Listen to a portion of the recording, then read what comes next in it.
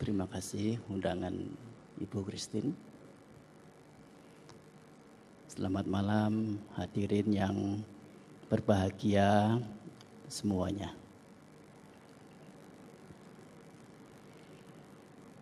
Sebagaimana tadi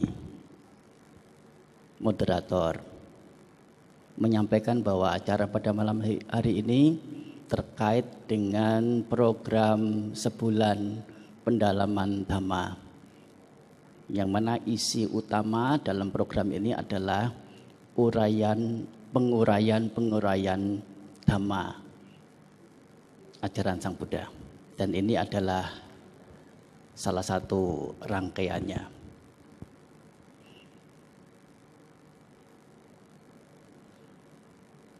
Topik yang diangkat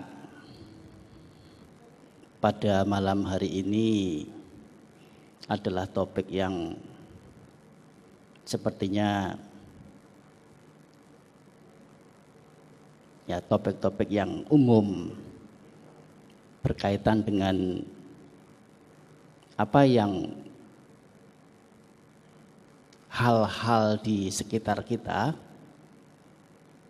terjadi dan dapat kita rasakan, dapat kita ketahui bersama. Namun topik ini juga perlu diperjelas lagi, terutama bahasanya. Saya tidak yakin semua hadirin di sini bisa mengerti artinya.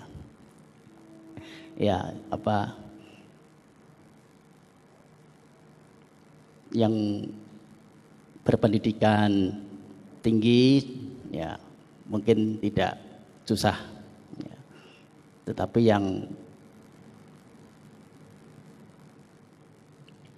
biasa berbahasa lain pendidikan sekolah juga tidak tinggi, barangkali belum jelas betul apa yang dimaksud di sini. Good karma versus bad karma. Good karma di sini adalah kebaikan atau perbuatan baik. Bad karma kebalikannya, perbuatan buruk atau keburukan. Versus itu artinya lawan atau musuh. Jadi topik pada malam hari ini adalah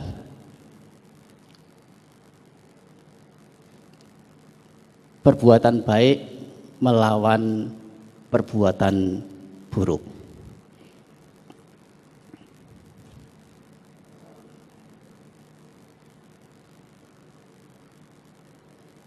Mendengar topik ini, membaca topik ini, apa yang ada di bayangan kita kira-kira? Yang ada di bayangan kita secara umum barangkali kita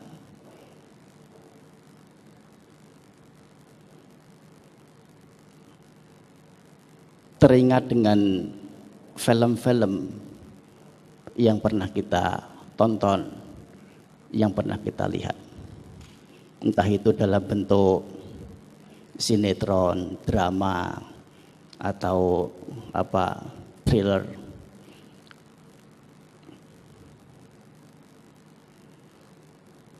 Di sana terjadi pergolakan yang seru dan pada intinya adalah peperangan antara sesuatu yang baik dan sesuatu yang buruk.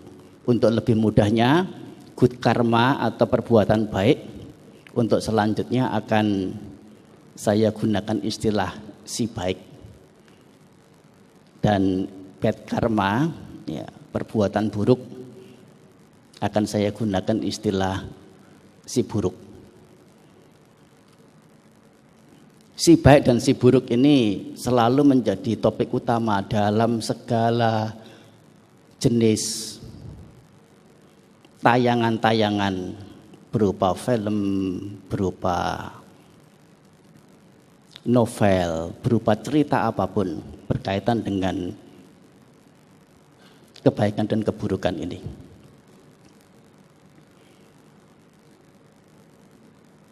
Dari sekian banyak film-film yang kita lihat, yang kita tonton atau cerita yang kita baca, novel yang kita baca,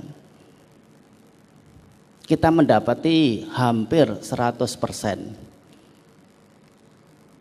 terjadinya peperangan antara si baik dan si buruk ini tuntas dengan kemenangan pihak yang mana kira-kira? Si baik atau si buruk? Si baik. Si baik selalu mendapatkan kemenangan pada ujungnya, pada akhirnya. Walaupun ya pada awalnya, pada pertengahannya, bahkan ya menjelang berakhir cerita itu, film itu, ya barangkali ya si baik ini masih dalam posisi yang berada di bawah. Tetapi pada ujungnya secara umum cerita-cerita itu berakhir dengan kemenangan si baik.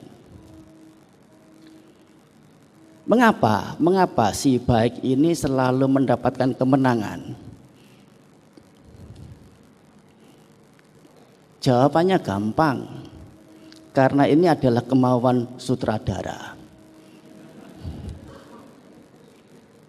Ini kemauan penulis. Apakah ini sudah sesuai dengan kenyataan keberadaan kita manusia hidup secara bersosial ini, berkomunitas ini? Kenyataannya apakah betul sama persis dengan di film, di novel-novel, bahwa si baik ini pada akhirnya, pada ujungnya akan mendapatkan kemenangan dibandingkan dengan si buruk? Apakah kita bisa melihat itu telah sesuai atau justru sebaliknya?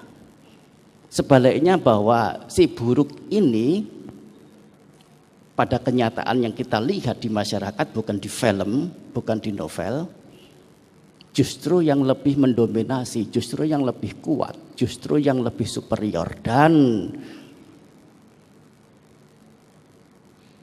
sepertinya semakin lama semakin dunia ini, masyarakat manusia ini dikuasai oleh hal-hal yang buruk, dikuasai oleh si buruk, alih-alih dikuasai oleh si baik. Mengapa ini sampai berbeda dengan di film kenyataan ini? Oleh karena di film atau di novel, di cerita-cerita adalah gubahan manusia yang selain memberikan entertain, memberikan kesenangan-kesenangan, memberikan hal-hal yang menarik kepada masyarakat, selain itu juga memuati dengan misi-misi kemoralan.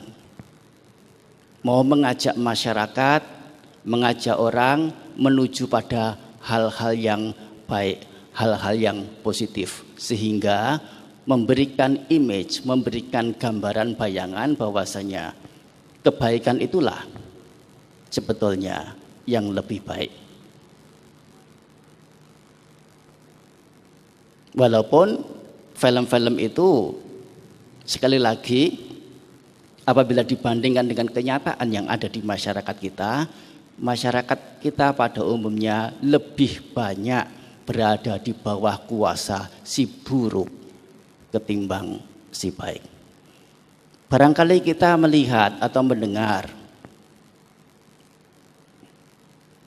yang berwajib menangkap penjahat, baik itu penjahat kriminal maupun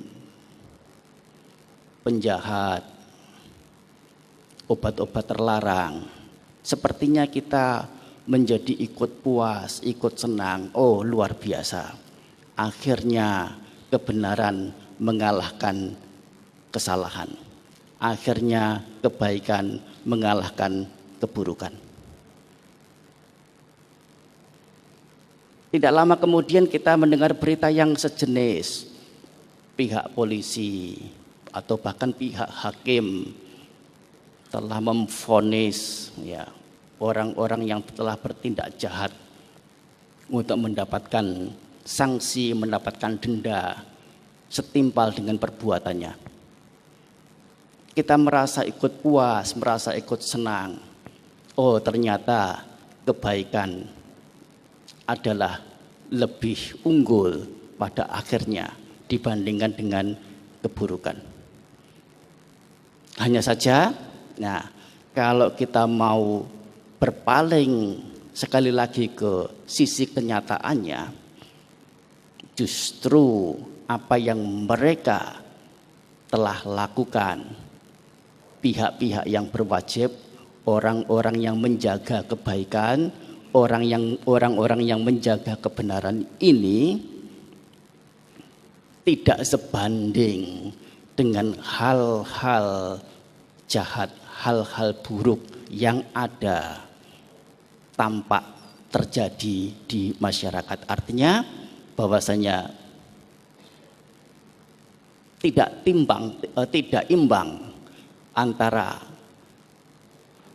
keberhasilan pihak yang benar, pihak yang baik ini dalam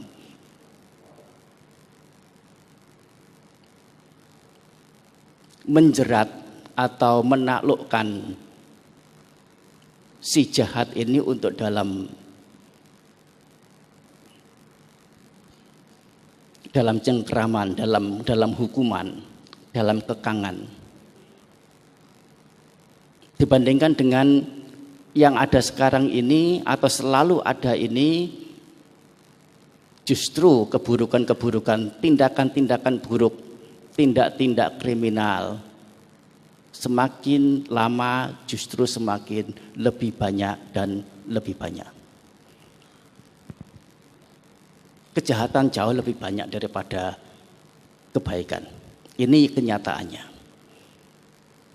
Mengapa sampai bisa berbeda antara di film dengan di kenyataan? Perbedaannya adalah di film itu ada sutradaranya. Di buku itu ada penulisnya. Sedangkan di kehidupan nyata ini sutradara tidak ada. Penulis juga tidak ada. Sehingga jalan peperangan, perlawanan antara baik dan buruk ini tidak terskenario. Apakah pasti yang baik ini di pihak yang menang atau yang buruk ini ya pasti di pihak yang menang. Hanya pada kenyataannya adalah lebih banyaknya justru si buruk ini berada pada pihak yang menang.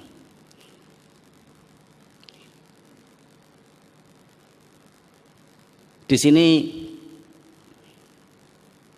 kita menyadari bahwasanya ternyata kenyataan yang ada pada kehidupan ini sedemikian keras, bukan lunak atau bukan ada skenario yang nanti secara pasti akan dituntun, diarahkan, ya akan ada batasan-batasan tertentu sehingga kita bisa selamat. Skenario di sini tidak ada.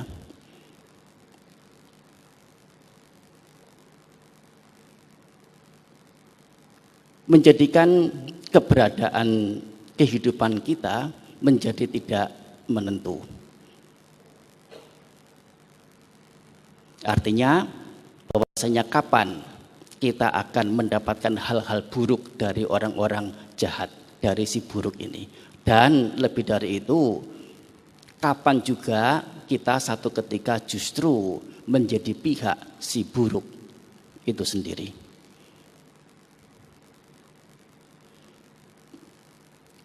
Tentang perlawanan antara si baik dan si buruk ini, hal yang utama adalah kata menang. Memenangkan, artinya mengalahkan, yaitu membuat satu pihak ini takluk. Tergantung juga pada target yang ingin dituju. Kalau target yang ingin dituju ini adalah sifatnya materi, sifatnya duniawi, ini bisa ditebak dengan jelas. Seberapa banyak kekayaan yang telah dia capai, itulah kemenangan yang menjadi keberhasilannya. Sejauh kekuasaan yang telah dia capai, itulah kemenangan yang telah dia dapatkan. Tetapi secara mental spiritual ini justru berbeda. Secara mental spiritualnya, seseorang yang bisa mengalahkan hal-hal yang bersifat buruk, itulah justru kemenangan.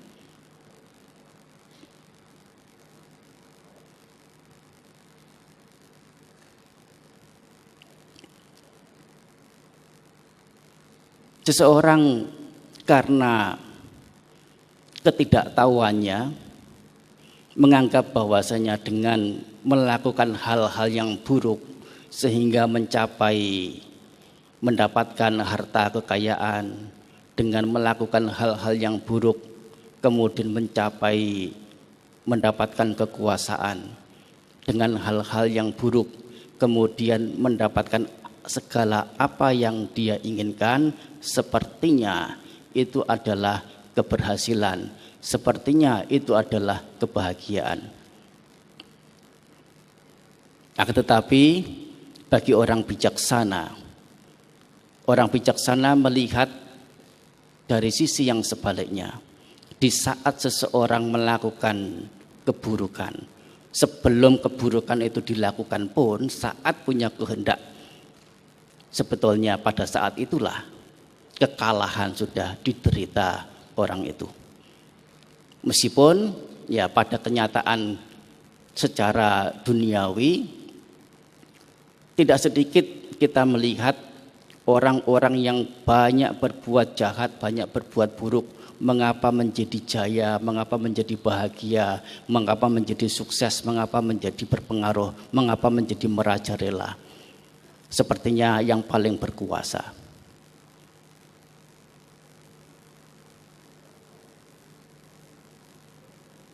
Ini semua karena keterbatasan pemikiran dari pihak si pelaku, yaitu si buruk ini, yang hanya pada momen yang singkat, yaitu pada jenjang waktu tertentu, setidaknya jenjang waktu satu kehidupan ini saja yang dia lihat.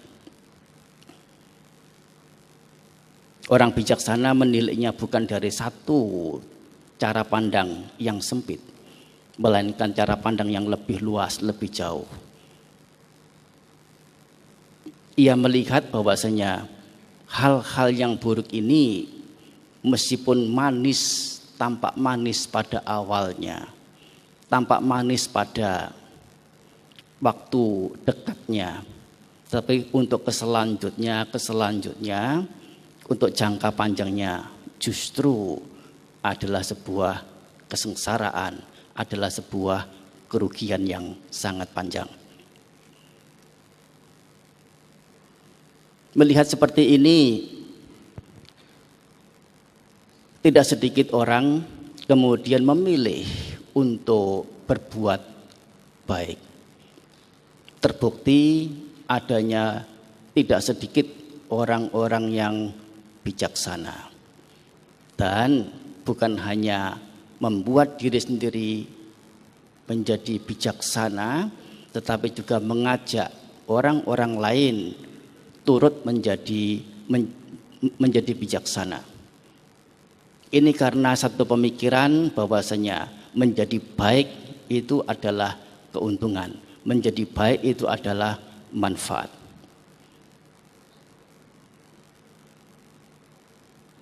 Jangan sampai seseorang dikalahkan oleh keburukan, oleh kejahatan.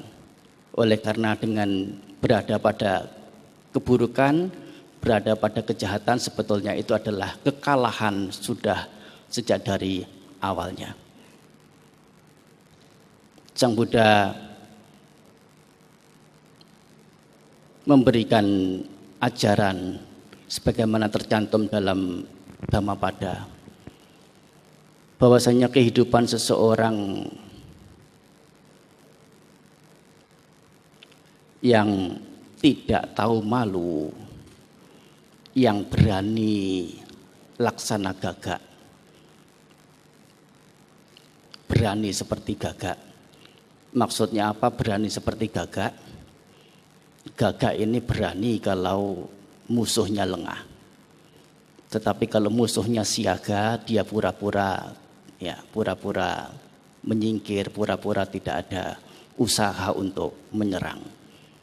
Tetapi begitu musuhnya lengah, nah disitulah waktu dia untuk menggunakan kesempatan melakukan apa yang dia inginkan. Ia yang menjadi parasit yang selalu berulah, yang penuh dengan noda-noda,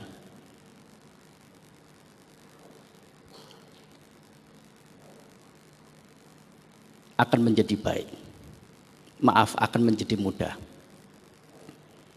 Jadi kalau diulangi lagi, kehidupan seseorang yang tidak tahu malu,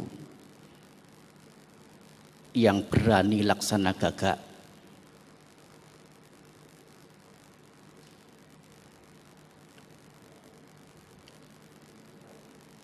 yang sebagai parasit yang selalu berulah, selalu mencari mangsa dan penuh dengan noda-noda, inilah hidup dengan mudah, yang bisa hidup dengan mudah. Sehingga orang lebih punya kecenderungan menganggap bahwa ini adalah jalan menuju pada kebahagiaan.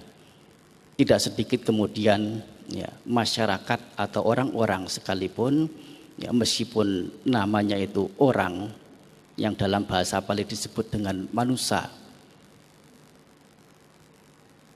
Manusia itu artinya seseorang yang punya batin tinggi.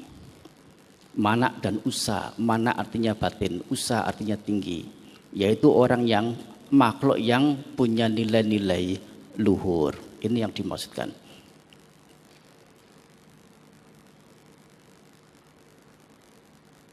Meskipun mereka sebagai manusia sekalipun, karena didorong dengan pengertian-pengertian keliru, melakukan dengan cara-cara yang mudah seperti ini, mendapatkan kenyamanan hidup, yaitu dengan tidak tahu malu, dengan menyerobot, dengan menjadi parasit, dengan selalu berulah mencari mangsa, penuh dengan noda. Ini akan menjadikan mudah dalam hidup.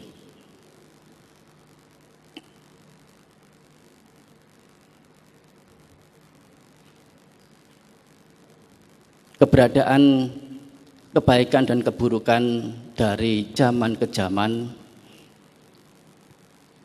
bahwasanya antara orang yang memiliki pengertian-pengertian keliru, didorong oleh kesenangan-kesenangan rendahan, termasuk juga orang-orang di satu pihak yang lain memiliki kebijaksanaan, memiliki pengetahuan benar, mengajar hal-hal yang benar, mengerti manfaat yang sesungguhnya.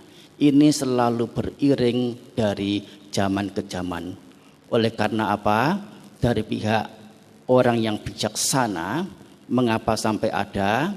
Karena ini adalah masyarakat manusia, yaitu satu makhluk yang memungkinkan untuk mencapai nilai-nilai luhur. Di satu sisi yang lain, dalam jiwa manusia ini masih juga bercokol hal-hal rendah, hal-hal buruk yang membawa, yang mendorong, yang menyeret mereka ke hal-hal yang buruk, pada tindak-tindak jahat. Sehingga antara keburukan dan kebaikan ini selalu mewarnai kehidupan masyarakat manusia. Secara prinsip dalam agama Buddha, sebagaimana tadi dikatakan bahwasanya keburukan adalah kekalahan sejak dari awalnya. Seseorang yang dengan bijaksana mengerti keburukan ini adalah sebuah kekalahan secara total, oleh karena ujung atau akhir dari keburukan adalah kerugian. Semestinya ia menjadi teguh dalam menghindarkan diri dari hal-hal yang buruk, hal-hal yang jahat. Dan sebagai penggantinya, dia rajin, dia tekun, dia ulet mengembangkan manfaat berupa melakukan hal-hal yang baik, hal-hal yang terpuji, hal-hal luhur. Yang apabila secara mendalamnya dalam ajaran Buddha, ini semua masih belum cukup. Meskipun seseorang berupaya melakukan hal-hal yang baik, melakukan hal-hal yang terpuji, bukan berarti dia tanpa kekecewaan. Dia juga akan memungkinkan kecewa. Kecewa dari mana? Dengan kebaikan yang dia lakukan. Kecewa dari buah-buah kebaikan yang dia dapatkan ini, yang tentu tidak langgeng, tidak kekal, akan ada habisnya, akan ada akhirnya. Habisnya masa akhir buah kebaikan, yaitu berupa kesenangan-kesenangan inilah yang menimbulkan, yang menyebabkan kekecewaan. Ini hal yang Sang Buddha juga ajarkan, bahwasanya bukan yang tertinggi hal-hal yang berkaitan dengan kebaikan ini, apalagi keburukan. Keburukan jelas oleh para bijaksanawan Sang Buddha tunjuk sebagai hal-hal yang sangat mengerikan, hal-hal yang sangat merugikan. Jangankan yang keburukan, yang kebaikan saja Sang Buddha tunjuk juga sebagai subjek, sebagai hal yang bisa mendatangkan kekecewaan. Bagaimanapun, kalaupun kebaikan ini memungkinkan untuk menimbulkan kekecewaan, ini masih lebih baik, masih jauh lebih baik. Sang Buddha juga menganjurkan, mengajarkan untuk tetap melakukan kebaikan, alih-alih atau ketimbang daripada melakukan hal-hal yang buruk. Tentunya sebelum hal-hal yang lebih tinggi, lebih luhur, lebih mulia bisa seseorang capai pada akhirnya nanti, yaitu berakhirnya segala bentuk derita.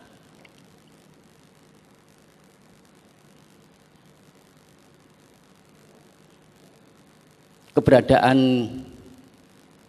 manusia memang tidak lepas dari perbuatan-perbuatan, dan perbuatan ini yang akan terus mempengaruhi keberadaan setiap individu orang, bahagia dan menderitanya. Yang berupa perbuatan baik juga mendatangkan kekecewaan. Yang perbuatan buruk bukan hanya kekecewaan tetapi juga penderitaan. Oleh karena ini berada di cengkeraman hukum ketidakkekalan. Selalu berubah, selalu berakhir, selalu mengalami kepadaman. segala apa yang muncul, tampak kemunculannya, itu pasti akan ada kepadamannya. Dan kepadaman sesuatu yang dilekati ini adalah penderitaan. Karena itu kemudian orang bijaksana melihat perlu memotong, perlu memutus siklus. Bagaimana supaya tidak ada perbuatan lagi, meskipun perbuatan baik. Supaya apa? Ya, supaya tidak mendapatkan kesenangan yang nantinya juga akan menjadi kecewa setelah kesenangan itu habis. Supaya tidak menjadi menderita karena akibat dari tindakan buruknya. Dan harus lari dari kondisi menyakitkan yang dideritanya. Dan untuk agar supaya tidak bisa melakukan perbuatan inilah para bijaksanawan menunjuk keinginan ini sebagai sumber atau sebab penyebabnya. Bagaimana supaya tidak mengingini, tidak ada keinginan-keinginan.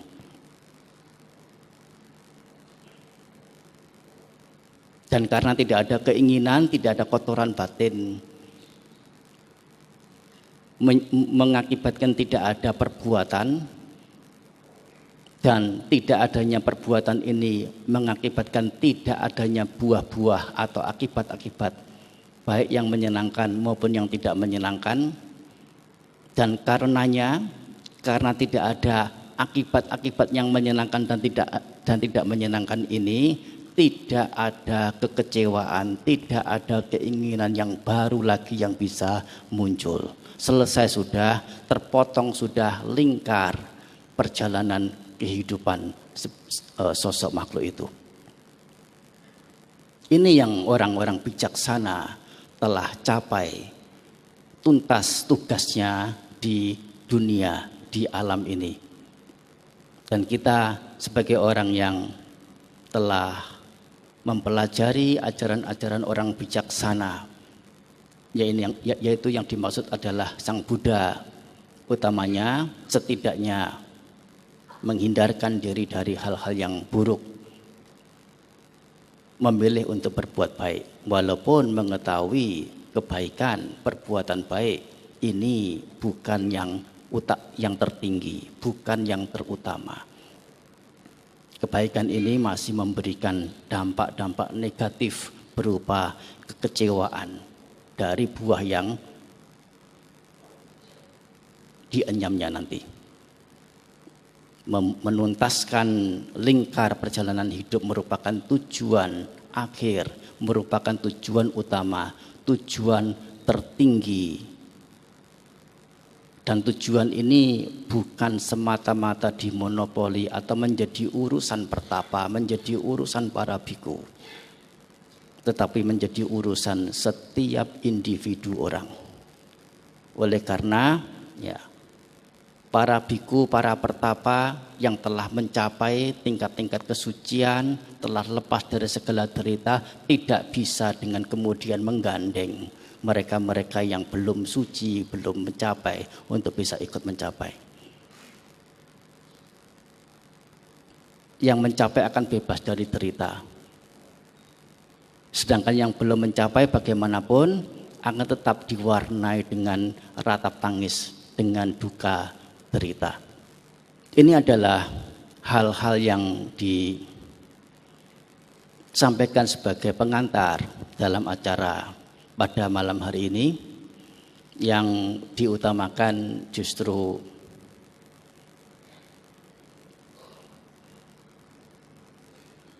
sesi bertanya jawab, mengingat bahwasanya pembahasan tentang karma ini sangat luas cakupannya. Oleh karena itu, agar memberikan suasana yang lebih marak interaktif, ya dipersilakan untuk dilanjutkan pada sesi yang berikut, ya, sesi tanya jawabnya. Demikian uraian dari saya. Ya, Hanumodana, terima kasih atas kesempatan dalam berbicara pada malam hari ini. Apakah ada cara untuk menghapus atau menghindari buah dari karma buruk yang pernah dilakukan? Betul enggak? Ada cara untuk sewa ecoyo. Tio, bener enggak? Semua pengen kan? Kita tahu caranya berbuat baik, kita tahu nilai-nilai luhur yang harus dicapai. Tapi kalau ada cara singkat, shortcut atau jalan tol, kenapa enggak? Semua yang hadir di sini pasti ingin tahu jalan tolnya, betul kan? Sekarang kita tanyakan, apakah benar jalan tol tersebut ada? Silakan Bante.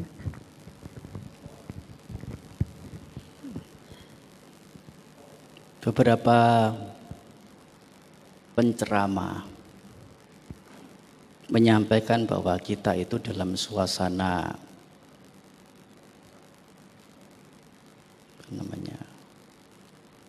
race itu Pak, berlomba, apa namanya race itu, apa? Ya, berlomba ya, berlomba antara hal yang buruk dan yang baik. Kita mengetahui hal-hal yang buruk tentunya telah kita lakukan dan itu akan mendatangkan buahnya kalau tidak sekarang ya nanti. Walaupun ya di satu sisi yang lain kita juga ada tentunya hal-hal yang baik yang telah kita lakukan. Dan ini kita juga punya kesempatan saat ini dan ke depan nanti untuk memilih melakukan apa yang memberikan manfaat untuk diri kita, yaitu dengan melakukan hal-hal yang baik, hal-hal yang bermanfaat, lari dari hal-hal buruk yang akan memberikan buah deritanya. Ini kita lakukan, nah dengan melakukan kebaikan-kebaikan semasih kita itu nyadar, semasih kita itu waras. Oleh karena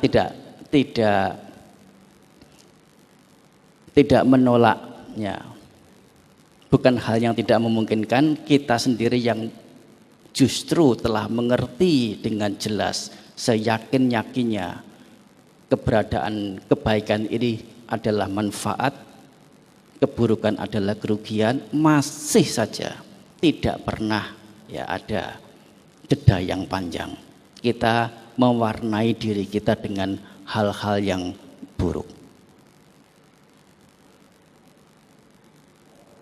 Sifat dari perbuatan adalah selalu bertambah,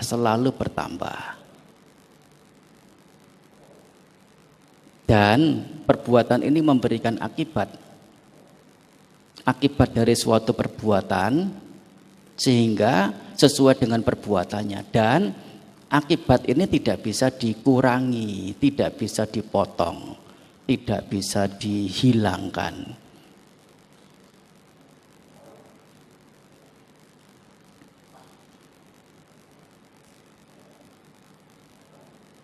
Sehingga kalau kita sudah berbuat baik, kita tidak usah khawatir kebaikan kita akan dicuri. Kebaikan ini akan memberikan buah kepada kita, kebahagiaan. Tidak bisa dicuri oleh siapapun. Tetapi demikian pula sebaliknya, keburukan-keburukan yang telah kita lakukan, kita tidak bisa lari dari buah derita yang diakibatkannya, dihasilkannya.